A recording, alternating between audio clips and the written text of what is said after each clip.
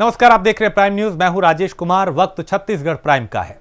महासमुंद में नक्सल उन्मूलन अभियान के तहत सामुदायिक पुलिसिंग कार्यक्रम का आयोजन किया गया। इस मौके पर ग्रामीण बच्चों और महिला पुरुष के लिए खेलकूद समेत कई आयोजन किए गए।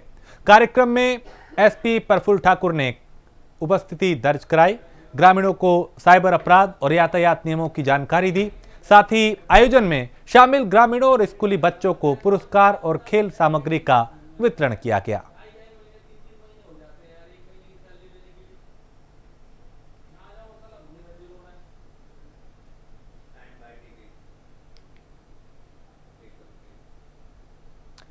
और राज्यपाल अनुसुईया उइके ने अंतर्राष्ट्रीय महिला दिवस के अवसर पर महिलाओं को हार्दिक बधाई दी, शुभकामनाएं दी। और संदेश में राज्यपाल ने कहा कि आज महिलाओं ने अपनी योग्यता, प्रतिभा और क्षमता के बल पर हर क्षेत्र में सफलता हासिल की है। महिलाएं आर्थिक उन्नति के साथ ही घर परिवार को शिक्षित और संस्कारवान बनाकर देश के विकास में योगदान दे रही हैं।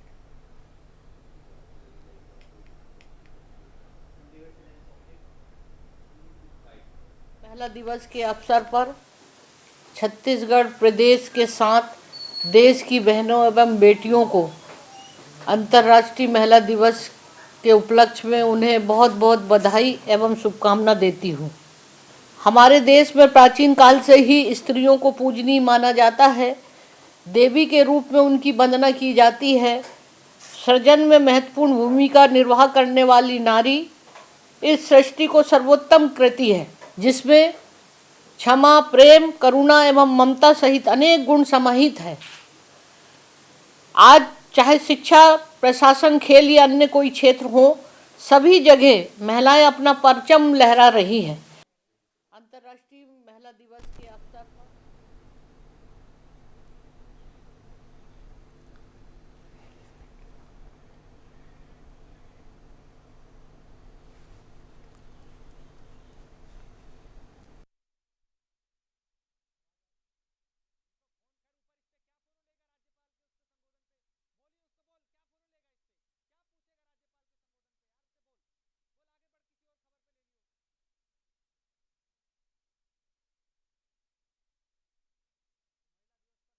यहां पे शुभकामनाएं दी और संदेश दिया कि महिलाओं को योगदान देना चाहिए। महिलाओं ने हर क्षेत्र में परचम लहराया है।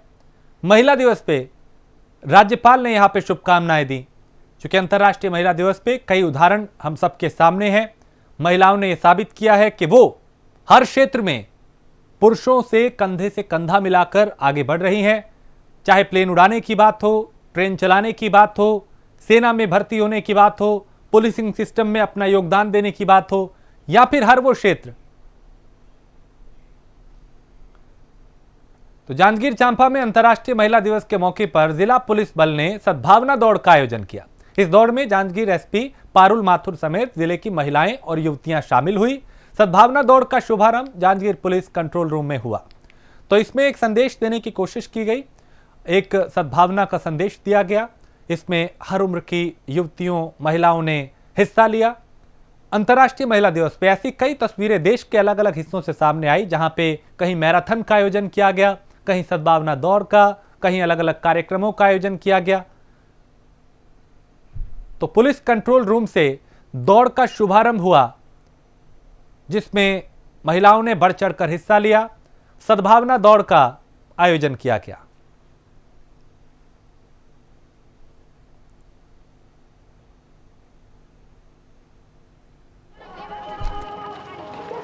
पर मेरी सभी जांजगीर जिले की सभी बहनों को बहुत बहुत शुभकामनाएं। आज 8 मार्च सुबह हमने कार्यक्रम की शुरुआत करी है रन फॉर सेफ्टी दौड़ के रूप में, जिसमें कि हमारी सभी विभाग की और अन्य विभागों की महिलाएं, सभी क्षेत्रों की महिलाएं उपस्थित हुई और ये दौड़ कंट्रोल रूम से शुरू करके यहीं पे समाप्त हुई है। उसके बाद यहाँ पे छोटा सा सांस्कृतिक कार्यक्रम आयोजित किया गया है महिलाओं के सम्मान के लिए। इसके पश्चात पूरे एक हफ्ते तक महिला दिवस के विभिन्न कार्यक्रमों का आयोजन किया जाएगा और 14 तारीख को इसका समापन होगा। कल एक स्वास्थ्य शिविर का आयोजन किया जा रहा है पुलिस लाइन में, जिसमें समस्त महिलाएं सम्मिलित होंगी। सभी लोग आमंत्रित हैं इसके लिए। इसके अलावा जितने भी हमारे जागरूकता रथ हैं, जो भी महिला संबंधी कानून है, महिला सशक्तिकरण के संबंधी जो कानून है, उन सभी को हम जगह जगह लेके जाएंगे। अंतर्राष्ट्रीय महिला दिवस के मौके पर सरगुजा की आंगनबाड़ी कार्यकर्ता राज्य सरकार के खिलाफ धरने पर बैठ गई। कार्यकर्ताओं का कहना है कि छत्तीसगढ़ राज्य सरकार 2.5 साल बीत जाने के बाद भी अपने किए हुए वादों को पूरा नहीं कर पाई। कार्यकर्त्रियां गांव-गांव हर प्रकार की सुविधाएं समाज को उपलब्ध कराती हैं, लेकिन उनके लिए सरकार अपने वायदे पूरे नहीं कर रही। ऐसे कई आरोप इन महिलाओं की तरफ से सरकार पर लगाए गए। तो महिला दिवस पर एक तरफ तो कई कार्यक्रमों का आयोजन हुआ, कई जगह महिलाओं को सम्मानित किया जा रहा है, कई जगह सद्भावना संदेश दिए जा रहे हैं। दूसरी तरफ सरगुजा में महिलाएं धरने पर बैठ गई। राज्य सरकार के खिलाफ ये धरना दिया गया। आंगनबाड़ी कार्यकर्ता यहाँ पे बड़ी संख्या में पहुंची और उन्होंने कहा कि जो वायदे हमसे किए गए वो पूरे नहीं किए।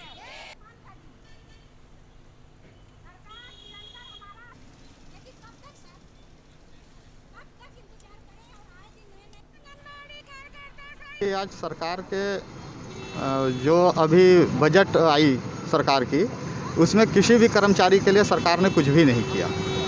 छत्तीसगढ़ जुझारू आंगनबाड़ी कार्यकर्ताओं के लिए भी सरकार ने जो वादा किया था कि हम आपको कलेक्टर दर देंगे, उनके मैनिफेस्टो में भी है, किंतु 2 साल बीतने के बाद भी सरकार इनके वादों पे कोई विचार नहीं की। उसी परिप्रेक्ष्य में आज यह संभाग स्तरीय जुझारू आंगनबाड़ी कार्यकर्ता संघ का यहाँ पे बैठक है और सभी कार्यकर्ताएं, सहायिकाएं, माताएं, बहनें सरकार से के प्रति काफ़ी इनके मन में नाराज़गी है। जो वादा किए थे उनको सरकार को पूरा करना था और इसी के संबंध में आज बैठक कर एक रणनीति तय की जा रही है। सर, हम लोग की मांग ये है कि सरकार जो कलेक्टर रेट की घोषणा की थी चुनाव से पहले, उनको सरकार घोषणा पत्र में लिखी थी कि हमारे सरकार आते ही 2 माह में हम आपका मांग पूरा कर देंगे, लेकिन 2.5 साल होने को जा रहा है। अभी तक सरकार हमारे मांग के विषय में कोई चिंता कर रही है, ना बोल रही है, ना दे रही है।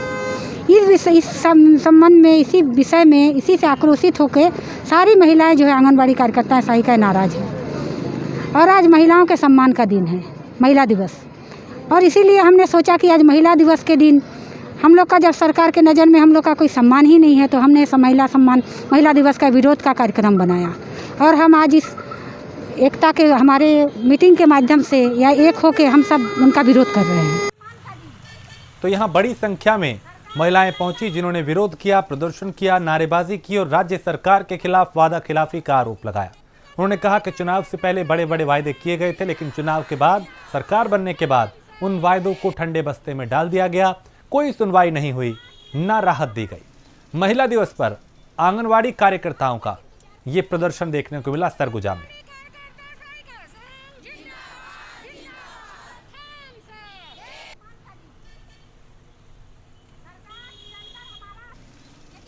तो राज्य सरकार के खिलाफ यहां पे नारेबाजी की गई, धरना दिया गया।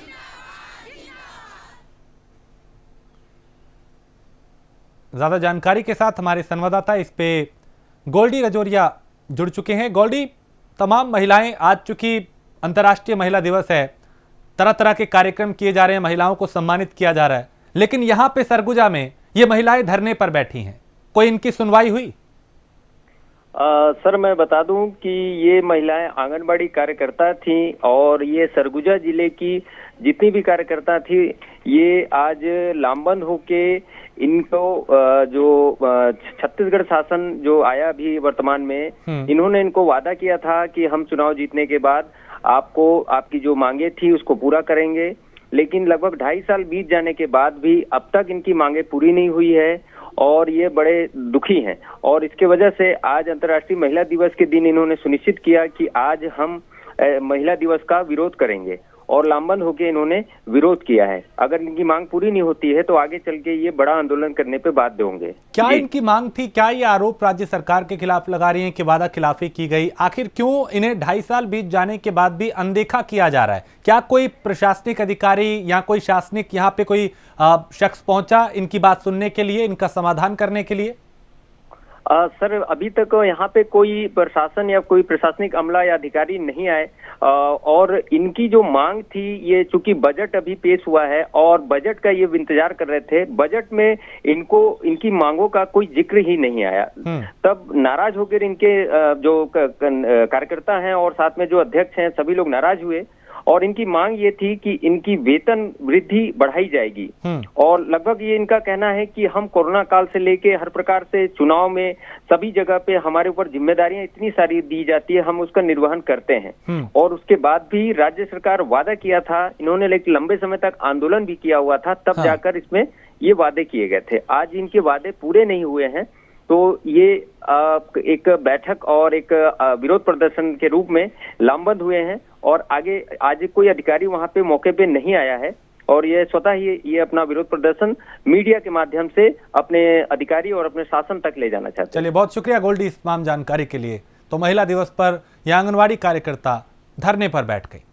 बलरामपुर की ग्राम पंचायत अलखडीहा में काम करने वाली स्वास्थ्य कार्यकर्ता गांव में स्वास्थ्य सुविधाएं मुहैया कराती हैं, जिसके लिए महिला को कई बाधाएं भी पार करनी पड़ती हैं। ये महिला कई किलोमीटर पैदल चलकर और उफनती नदी को पार करते हुए गांव में पहुंचती है। चारों तरफ जंगलों से घिरे इस गांव में हाथियों का आतंक भी रहता है, लेकिन यह महिला तमाम मुश्किलों को पार करते हुए लोगों को सुविधाएं प्रदान करती है।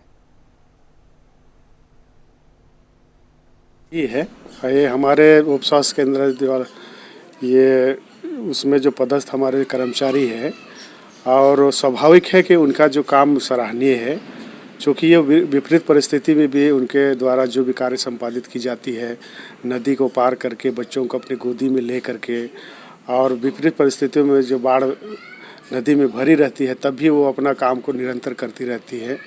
और सराहनीय है कि ऐसे अपने ऊर्जावान मनसा को लेकर के वो गांव में टीकाकरण भी, गर्भवती महिलाओं को भी जांच वो निस्वार्थ भाव से वो करती है। स्वास्थ्य विभाग के लिए मतलब यहाँ जैसे बरसात हो गया, गर्मी हो गया, ठंडा हो गया, हर मौसम में यहाँ मितानिन और एनएम आते हैं और टीकाकरण होता है। और गर्भवती भी हॉस्पिटल में ही होता है। हालांकि नदी तो है, फिर भी से मतलब किसी तरह उनको हॉस्पिटल में ही प्रसव के लिए ले जाते हैं। इनके बारे में तो मतलब अपने तरफ से इनको धन्यवाद ही कहूँगी, क्योंकि यहाँ किसी भी स्वास्थ्य विभाग के लिए मतलब क्या बोलेंगे सुविधा नहीं है फिर भी। और रायगढ़ के चक्रधर नगर पुलिस ने कच्ची शराब पर एक बड़ी कार्रवाई करते हुए नदी किनारे भट्टी लगाकर शराब बनाने वालों को गिरफ्तार किया है और उनसे 510 लीटर शराब और शराब बनाने के उपकरण भी बरामद किए। दरअसल चक्रधर नगर पुलिस को बड़ी कामयाबी मिली है। सूचना मिली थी, जिसके बाद यहां पे छापेमारी की गई और मौके से एक आरोपी को भी गिरफ्तार किया गया है। अब पूछताछ की जा रही है इस युवक से, ताकि इसके दूसरे साथियों को भी शिकंजे में लिया जा सके। किस किस इलाके में ये शराब को सप्लाई करते थे इसका पता लग पाए, कौन सरगना है, कौन इसके साथी हैं, ताकि उनको भी शिकंजे में लिया जाए।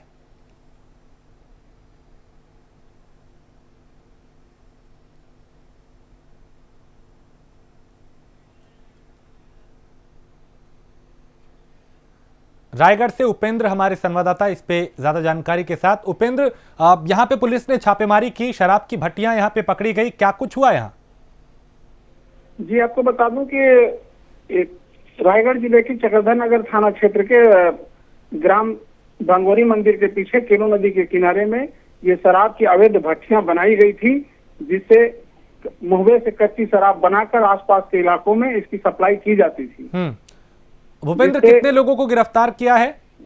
इसमें अभी तक तो एक की गिरफ्तारी हुई, चूंकि जंगल का एरिया था और इसके कारण लोग बाकी जो थे साथ में थे वो भागने में कामयाब हो गए थे, जिनकी पतासाजी अभी पुलिस के द्वारा की जा रही है और जल्द ही उनको गिरफ्तार कर लिया जाएगा। कितनी शराब यहाँ से पकड़ी गई है? यहाँ से लगभग 510 लीटर के आसपास की कच्ची शराब जो इन्होंने बनाकर डंप करके रखी थी ये पकड़ी गई है। इसके साथ ही लगभग 50 से 60 किलो का जो बहुआ पास होता है वो उसको जब्त किया गया है। 3-4 जैसे भट्टियां बनाई गई थी जो कि जहरीली है और खतरनाक होती है शराब, जिससे पीने से लोगों की जान भी जा सकती है। चलिए, बहुत शुक्रिया भूपेंद्र इस तमाम जानकारी के लिए। तो पुलिस ने 510 लीटर कच्ची शराब बरामद की है। नदी किनारे भट्टी लगाकर यहाँ पे शराब बनाई जा रही थी। संपत्ति कर की कटौती को लेकर रायगढ़ नगर निगम के बीजेपी पार्षदों ने आयुक्त को ज्ञापन सौंपा है। दरअसल रायगढ़ नगर निगम में पदासीन कांग्रेस सरकार ने अपने चुनावी घोषणा पत्र में कहा था कि निगम में उनकी सरकार बनती है तो वो रायगढ़ की जनता को संपत्ति कर में राहत देगी। लेकिन सरकार को चुने हुए इतने दिन बीत जाने के बाद भी सरकार ने अपने वायदे पूरे नहीं किए, जिससे नाराज बीजेपी पार्षदों ने निगम आयुक्त को कर संबंधी मामले में ज्ञापन सौंपा है और जल्द से जल्द कर में कमी लाकर जनता को राहत देने की मांग की है।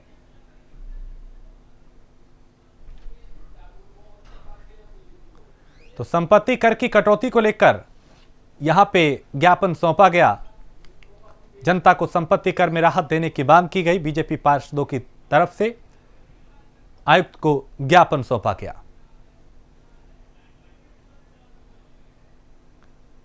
बेमेतरा जिला मुख्यालय के कृषि उपज मंडी में कोसरिया यादव समाज ने युवक युवती परिचय और सामाजिक सम्मेलन का आयोजन किया, जिसमें मुख्य अतिथि कृषि मंत्री रविंद्र चौबे शामिल हुए। सम्मेलन में विवाह योग्य युवक युवतियों का परिचय कराया गया, जिसमें प्रदेश भर से युवक युवतियां यहां पे पहुंचे थे, उनके परिजन यहां पे पहुंचे थे।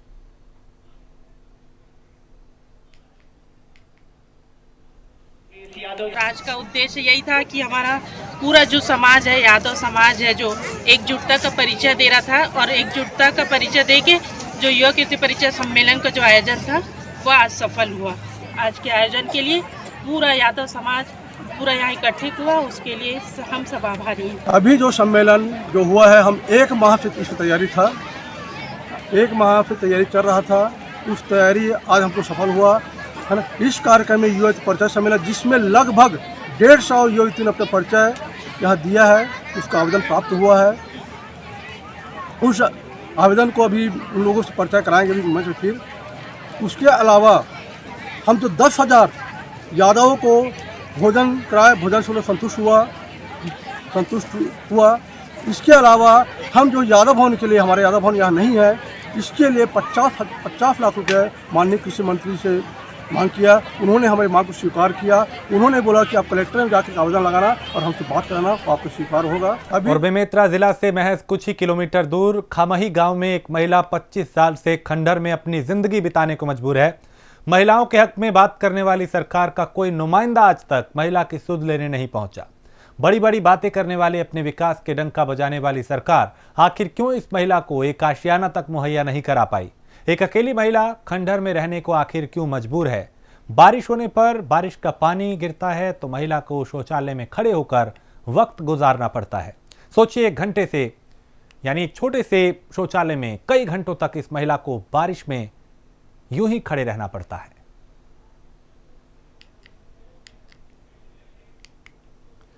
तो बड़े बड़े दावे किए जाते हैं, बड़ी बड़ी बातें की जाती हैं, बड़े बड़े संकल्प को दोहराने की बात की जाती है, लेकिन आज चूंकि अंतर्राष्ट्रीय महिला दिवस है, महिलाओं को सम्मानित किया जा रहा है, महिलाओं को याद किया जा रहा है, महिलाओं के योगदान को याद किया जा रहा है, लेकिन बेमेतरा में एक ऐसी महिला है जिसका घर खंडहर में तब्दील हो चुका है। ये खुले आसमान के नीचे दिन और रात गुजारने को मजबूर है। बरसात के मौसम में एक छोटा सा शौचालय, जहां सिर छुपा के ये रात में बारिश हो तो रात गुजारती है, दिन में बारिश हो तो दिन गुजारती हैं। ये आलम है दावों और हकीकत की। दावे बड़े बड़े किए जाते हैं, लेकिन हकीकत इस तस्वीर में कैद हुई है। कई योजनाएं हैं जिसमें घर मुहैया कराने की बात की जाती है, सिर पे छत देने की बात की जाती है, लेकिन इस महिला को उसका लाभ नहीं मिला। विगत 30 वर्षों से मतलब समझ लो यही है। जब से इनकी शादी हुई है तब से मतलब ससुराल गई थी, कुछ समय रही ससुराल में, उसके बाद में अपने मायके में रह रही है। और इससे आवास से संबंधित ना कई बार हम लोग बोले थे, आज से बात नहीं है, ये तो नया पंचायत बना हुआ कम से कम 30 वर्ष हो गया है।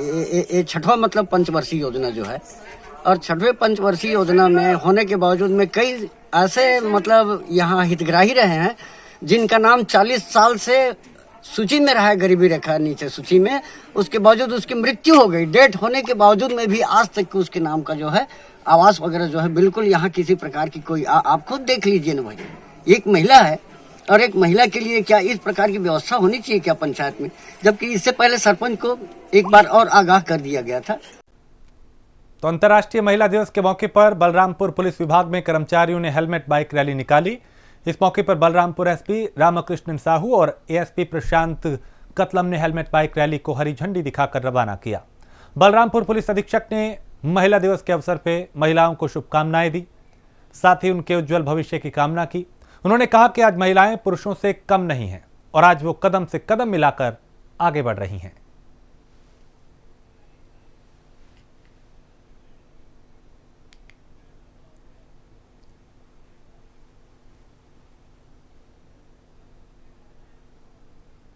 एसपी ऑफिस में बलरामपुर जिले के सभी पुलिस अधिकारी कर्मचारियों, जो महिला अधिकारी हैं, महिला पुलिस अधिकारी हैं, पुलिस कर्मचारी हैं, सभी को मैं जो है बहुत बहुत बधाई देता हूं, उनके उज्जवल भविष्य की कामना करता हूं। हमारे महिला अधिकारी कर्मचारियों के इस विभाग में आने से थाने की हालात है बहुत कुछ सुधार आया है। लोगों में एक तरीके का जो व्यवहार है महिलाओं के आने से जनता और जो पुलिस के बीच संबंध बढ़ा है। साथ ही जो है मैं आशा करता हूं कि अधिक से अधिक जो महिलाएं जो हैं इस दिशा में कार्य करें, जो महिला अपराध रोकने की दिशा में कार्य हो। और खबर बिलासपुर के रतनपुर से है, जहां लक्ष्मी देवी मंदिर पहाड़ में आग लग गई। आग लगने से धुएं के गुबार आसमान में छाया रहा। देखते ही देखते आग ने विकराल रूप ले लिया।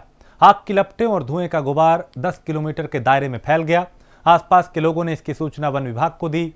वन विभाग ने समुचित प्रबंध नहीं किए तो ये आग और भी भयावह रूप ले सकती है।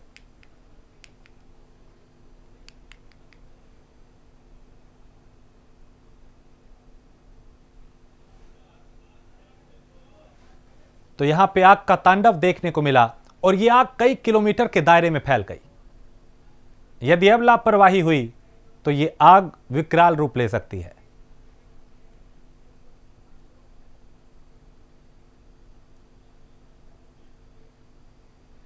और बिलासपुर के तखतपुर ब्लॉक में बरसात के समय बाढ़ की वजह से तखतपुर के कई इलाके जलमग्न हो गए थे। इस वजह से बड़ी संख्या में लोगों को बेघर होना पड़ा।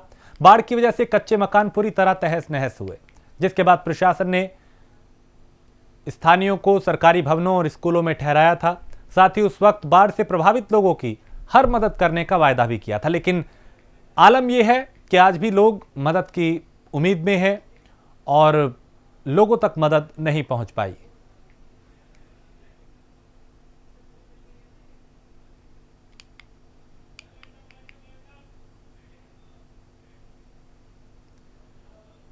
तो कलेक्टर को ज्ञापन देने पहुंची ग्रामीण महिलाएं, मदद का उन्हें आश्वासन दिया गया है।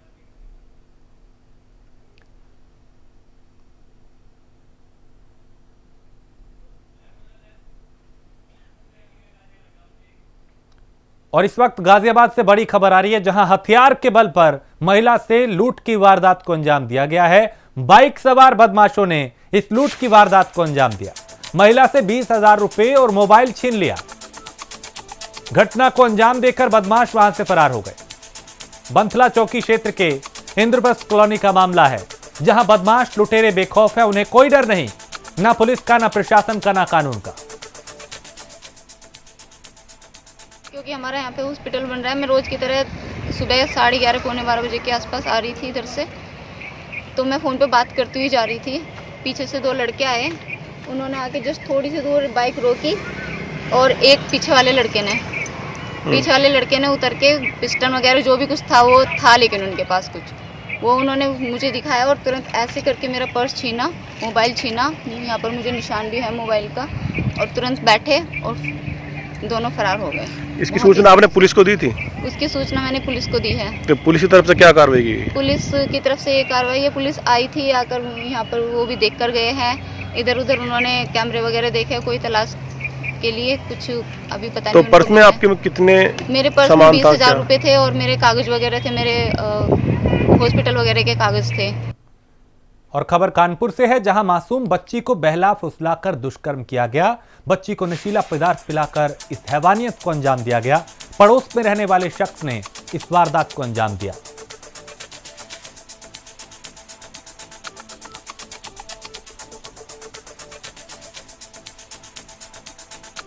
और इसी के साथ इस बुलेटिन में फिलहाल इतना ही। देश प्रदेश की बाकी खबरों के लिए आप देखते रहिए प्राइम न्यूज।